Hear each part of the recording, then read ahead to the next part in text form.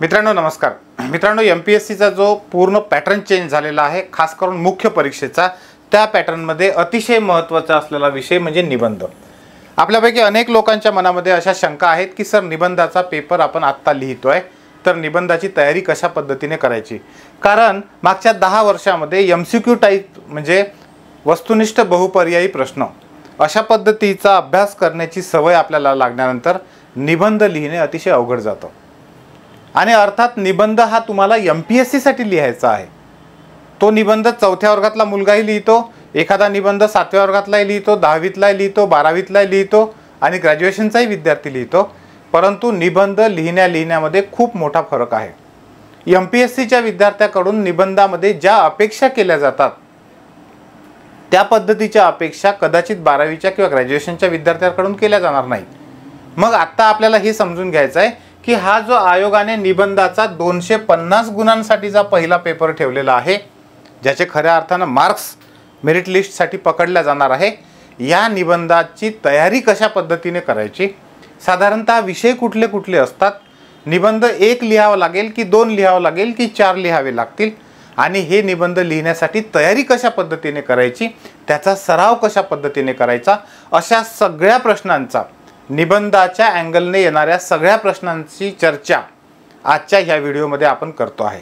परंतु तत्पूर्वी माझी तुम्हाला सगळ्यांना विनंती आहे की जर आपलं ज्ञानज्योती एज्युकेशनचं हे यूट्यूब चॅनल तुम्ही सबस्क्राईब केलेलं नसेल तर लगेच खालचं सबस्क्राईबचं बटन दाबा, बेल आयकॉन दाबा, म्हणजे जेणेकरून तुम्हाला वेळोवेळी मिळणारे ज्ञानज्योती फ्री लर्निंग युनिव्हर्सिटीचे सगळे व्हिडिओज तात्काळ तुमच्यापर्यंत ते पोहोचतील। आणि विद्यार्थी मित्रांनो, जर तुम्हाला व्हिडिओ पुढे आवडला, चांगला वाटला तर तो तुमच्या मित्रांना सुद्धा न चुकता शेअर करा। ज्ञानज्योती फ्री लर्निंग युनिव्हर्सिटी हा तुमचा प्लॅटफॉर्म आहे, विद्यार्थ्यांसाठी चालवलेला प्लॅटफॉर्म आहे, तो तुमच्याकडून शेअर झाला पाहिजे एवढी तुम्ही काळजी घ्या। मित्रांनो, एकदा आपण आता निबंध म्हटलं की आपल्याला आयोगाने हे स्पष्ट केलेलं आहे की हा निबंध आपल्याला मराठी किंवा इंग्रजी माध्यमातून लिहायचा आहे किंवा लिहायचे आहेत। अनेक पण निबंध राहू शकतात, अजून आयोगाने आपल्याला ते क्लिअर केलेलं नाही आहे, एकच निबंध लिहायचा आहे तुम्हाला की 4 निबंध लिहायचे आहे का 2 लिहायचे आहेत, माहीत नाही आपल्याला। पण असं होणार नाही की 10 निबंध लिहावे लागतील, आणि कदाचित असंही होणार नाही की फक्त एकच निबंध लिहावा लागेल। मे बी होऊ शकतं, ते आत्ताच आपल्याला समजणार नाही, 1-2-4 दिवसामध्ये आयोग निश्चितपणे याच्यावर आपल्याला ज्या काही सूचना आहेत त्या देईल। परंतु आत्ता आपण असं समजूया की किमान 2 तरी निबंध आपल्याला लिहावे लागतील असं आपण गृहीत धरूया। मग साधारणतः हे विषय कुठले कुठले असतात, निबंध लिहिण्यात सगळ्यात महत्त्वाचं काय असतं? सगळ्यात महत्त्वाचं तुम्हाला सांगतो, मी जेव्हा UPSCची तयारी करत होतो आणि MPSCची तयारी करत होतो, ज्यावेळेस माझी पोस्ट निघायची होती, तयारी करत होतो, त्यावेळेसची गोष्ट सांगतो तुम्हाला। अनेक लोक निबंध अतिशय सुंदर आपण लिहिलेला आहे असं सांगायचे पेपरमधून आल्यानंतर, आणि प्रत्यक्षामध्ये मार्क्स मात्र खूपच म्हणजे खूप भयानक खराब पडायचे। आणि मग हा प्रश्न पडायचा की एवढे खराब मार्क्स कसे काय आले असतील? तर त्याचं कारण असायचं की निबंधामध्ये तुम्हाला विचारलेलं काय आहे हे जर का तुम्हाला समजलं नाही, म्हणजे तुमच्या निबंधाची दिशा जर का चुकली, तर ते सगळ्यात मोठं आत्मघातकी पाऊल असतं। आणि आपल्यापैकी अनेक आपले विद्यार्थी मित्र काय करतात की निबंध तो विषय पूर्ण समजून न घेताच निबंध लिहायला सुरुवात करतात। असं आपल्याला अजिबात करायचं नाहीये, अजिबात करायचं नाहीये।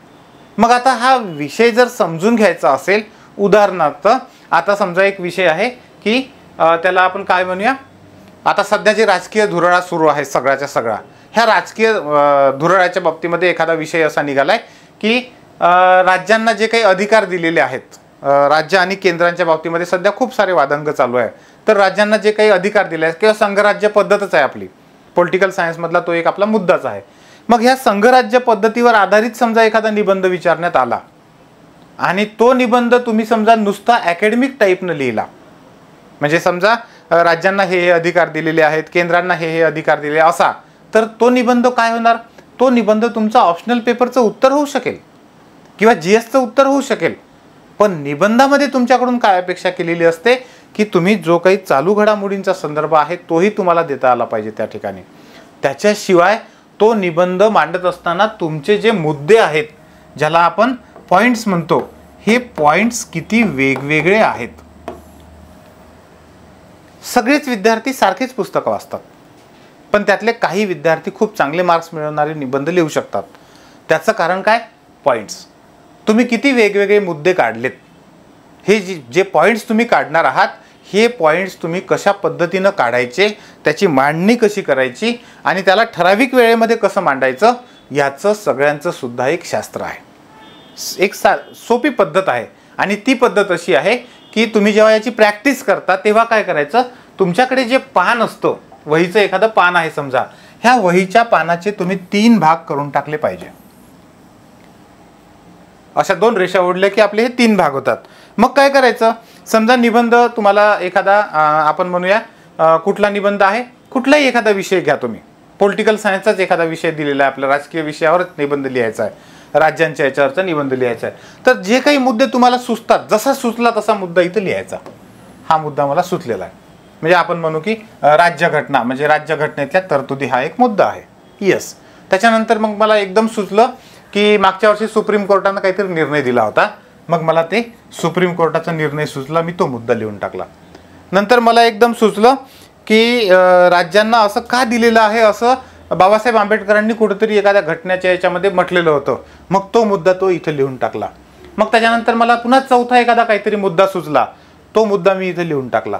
मग थोडा वेळ विचार केल्यानंतर मला पुन्हा एक मुद्दा सुचला. असं करत करत करत करत 1 2 3 4 5 6 असे मुद्दे मी एकाखाली एक असे लिहत गेलो.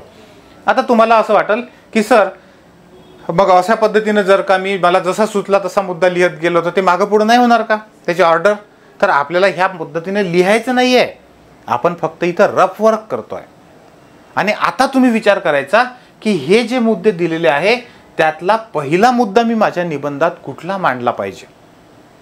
एखादा कोट असेल, एखादं चांगलं वाक्य असेल, एखादं छोटंसं उदाहरण असेल, एखादी छोटीशी स्टोरी असेल जी अट्रॅक्टिव्ह आहे, त्या विषयाकडे लक्ष वेधून घेणारी आहे, पण शॉर्टमध्ये आहे.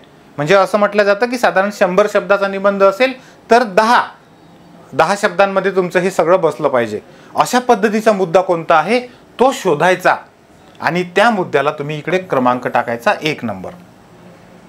मग तुम्ही विचार करायचा की 1 नंबरला जर मी हा मुद्दा ही सुरुवात केली आणि माझ्या विषयाकडे, माझ्या मांडणीकडे त्या परीक्षकाचं लक्ष मी व्यवस्थित वेधून घेतलं, तर याच्यानंतर कुठला मुद्दा आला तर तो एकातून दुसरा आल्यासारखा होईल. म्हणजे लगेच त्याला लागून दुसरा कुठला मुद्दा घेणं चांगलं राहील. जसं आपण म्हणतो ना की इतिहास अभ्यास केल्यानंतर तुम्ही पॉलिटिकल सायन्सचा अभ्यास सुरू केला तर जास्त फायदा होतो.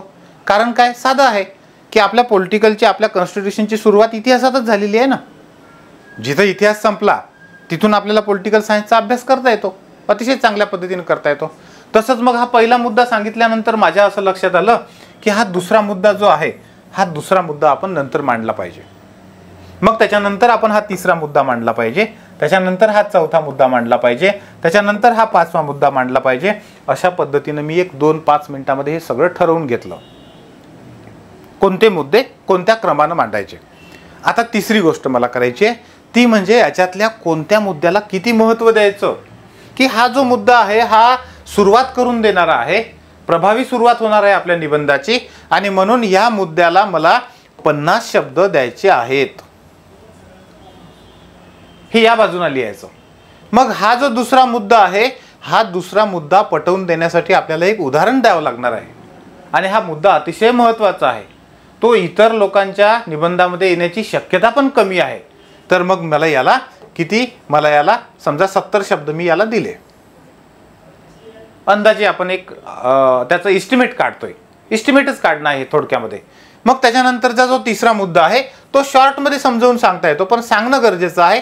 याला फक्त मला 30च शब्द द्यायचे आहेत. मग याच्यानंतर माझा चौथा मुद्दा आहे, हा मुद्दा मात्र महत्त्वाचा आहे, तो व्यवस्थित समजून दिला तरच समजणारा आहे. मग मला याला समजा आपण म्हणू की पुन्हा एकदा 70 शब्द मला द्यायची गरज आहे. एखादा पुन्हा मुद्दा आहे, याला 40 शब्द द्यायची गरज आहे. मग मला अंदाज येतो की मला साधारणपणे हा निबंध लिहिण्यासाठी 70, 30, 40, 50 म्हणजे याची टोटल जे काही होईल एवढी टोटल मला लागणार आहे. पण मला निबंध तर एवढ्या शब्दामध्ये लिहायचा नाही आहे. म्हणजे आता आपण म्हणू 70 आणि 30 हे 100 झाले, 120 झाले, म्हणजे 220 झाले आणि 240 झाले, 260 शब्द समजा झाले. पण मला आता हा पूर्ण निबंध जो आहे तो 200 शब्दात लिहायचा आहे. आयोगानं मला ठरवून दिलेलं आहे की साधारण 200 शब्दामध्ये लिहा आणि माझे शब्द तर जास्त होत आहेत. मग मला थोडंसं इथं विचार करावा लागेल की कुठं मी एक कमी आणि जास्त काही करू शकतो का. मग अशा पद्धतीनं मी याला म्हणतो की हे सगळं आपलं रफ वर्क आहे. हे रफ वर्क तुम्हाला आधी घरी करायची प्रॅक्टिस केली पाहिजे. जर तुम्ही हे रफ वर्क घरी करायची प्रॅक्टिस केली तर तुम्हाला परीक्षेमध्ये जाऊन हे फास्ट करता येईल. परीक्षेतही तुम्हाला करायचं आहे पण फास्ट करायचं आहे. तिथे तुम्ही जास्तीत जास्त किती याला 5 मिनिटं किंवा 10 मिनिटं जास्तीत जास्त देऊ शकता. याच्यापेक्षा जास्त वेळ द्यायला ते तुम्हाला तिथं पॉसिबल नाही. आणि हा जर 5-10 मिनिटात तुम्हाला हे रफ वर्क करता आलं पाहिजे असं वाटत असेल तर तुम्ही आधी परीक्षेच्या आधी म्हणजे आजपासून अशा पद्धतीचा एक निबंध लिहायला सुरुवात करा. नाही मोठा तुम्हाला समजा MCQ टाईपचा अभ्यास करायची सवय आहे, मोठे निबंध लिहायची सवय नाही आहे, काही हरकत नाही. 50 शब्दाचा निबंध लिहा, 100 शब्दाचा निबंध लिहा.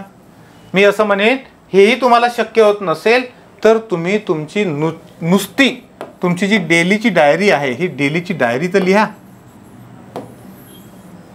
त्याला आपण मराठीमध्ये रोजनिशी म्हणतो आहे की नाही. ही रोजनिशी जरी तुम्ही लिहायला सुरुवात केली तरी तुम्ही निबंधाच्या पेपरची प्रॅक्टिस चालू केली असं समजा. फार महत्त्वाचा मुद्दा आहे. आणि अशा पद्धतीनं जर का तुम्ही आजपासून फक्त एक साधी मी तुम्हाला ट्रिक सांगतो. फक्त तुम्ही अर्धा तास निबंधासाठी देणं सुरू करा. फक्त अर्धा तास. 2 मोठे फायदे तुम्हाला होतील. एक तर तुमचे ॲन्सर रायटिंग सुधारेल, खूप सुंदर पद्धतीने तुम्ही ॲन्सर लिहायला सुरुवात कराल. आणि दुसरं निबंधाच्या पेपरसाठी तुम्हाला याचा मोठा फायदा होईल. मित्रांनो हे अतिशय महत्त्वाचं आहे. छोटंसं आहे, याला पैसे लागत नाही, परंतु हे तुम्हाला करायचं आहे. तुम्ही हे स्वतः करावं लागणार आहे तुम्हाला. हे तुमच्यासाठी दुसरा कोणी करणार नाही. काही गोष्टी अशा असतात आपल्या आयुष्यामध्ये की जे करण्यासाठी आपण दुसऱ्याला पैसे देऊन हे माझ्यासाठी कर असं म्हणू शकत नाही, आपल्यालाच कराव्या लागतात. तशातली ही गोष्ट आहे. आजपासून सुरुवात करा. शुभश्च काय म्हणतो ना आपण त्याला, सुरुवात करणं जी आहे ती सगळ्यात महत्त्वाचं आहे. आणि तुम्हाला सगळ्यांना चांगला निबंध लिहिण्यासाठी all the best. Thank you very much. Yes.